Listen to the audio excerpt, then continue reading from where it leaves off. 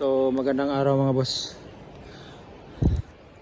So bigay lang ako ng counting tips na para matiyak at sigurado legit ang marker ay kailangan huwag ka muna mag-focus sa mga dot na ito. Kasi sa akin paraan, una compare mo ang buong hugis ng bato kagaya nito doon sa tunay na lugar, area. So ito siya at may tapyas, sinadyang tapyas dito at may malalaking dot, makintab at nag-isang malaki. At ito binabase ko siya sa buong area. Una titignan natin ng buo yung bato, tsaka natin i-compare sa tunay na area kung saan ang kapareho sa kanya. 50-50 pareho. So ngayon dito nakikita mo to, ito yung rolling pero may bundok na maliit na paikot ang kaniyang sistema, yung curving niya. Kaya ito yung bundok na patap na ibase natin. At kung makikita natin yan, paikot ang curving. Kaya naging maliit na bundok ito, paikot dyan. Kaya kung makikita mo to, mayroong tinapyas dito, nagpapahiwatig na paikot din siya. So pabilog, meaning is pabilog. Kaya kung makita mo tong tinapyas dito, para siyang pinutol. Kung makita mo yung naglinyang mga bato, para din siyang pinutol. Kasi medyo may kaunting patag na dito. Kaya ito siya. At ngayon, para makompare mo itong bundok at dito, tsaka mo siya hanapin sa ikalawang paraan.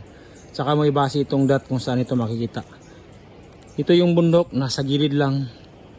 Itong linya rito, kinukumpare natin sa mga bato na nakalagay dyan sa tunay na lugar. Dyan. So, madali lang. Batong naglinya, ganito yung pattern ang gagayahin. Kaya may batong mga naglinya at saka yung pattern papunta dito yung bato. Ibig sabihin andito sa banda na to ang tunay na prospect na pinagbaunan ng deposito. Kagaya nito. Kaya di natin mababase una kung dot lang, kasi sigurado maidikoy ka. Kailangan tignan mong buo yung bato, tsaka mo ihambing doon sa tunay na area o lugar. Kung wala, ibig sabihin malayo. Kung wala dito sa paligid, ibig sabihin is malayo. Kagaya nito. At dito sa malaking dot na to, prospect sa kanya ang dito nakaitim lang sa gitna, alkitran. So, ibig sabihin sa buong lawak na to ng dot, halos 3 pulgada, ibig sabihin dito na parte ang may pinaglagyan. Kasi alkitran meaning walang ibang dot na nakalagay dito.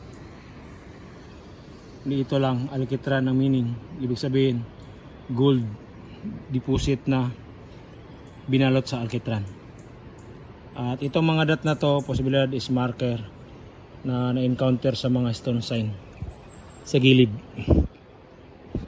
Ito shape na parang rectangle, triangle, sorry. Kaya dun sa gilid na yon may triangle na bato. Ayan o. Kaya posibilidad nasa dito na parte yung prospect na deposito. Di lang natin matrabaho kasi may project pa tayo. Tapos ito pa yung mas malala, hindi sa atin ang area na to, dinadaanan na natin to. So sana naintindihan nyo, may nakuha kayong idea dito sa pinaliwanag ko.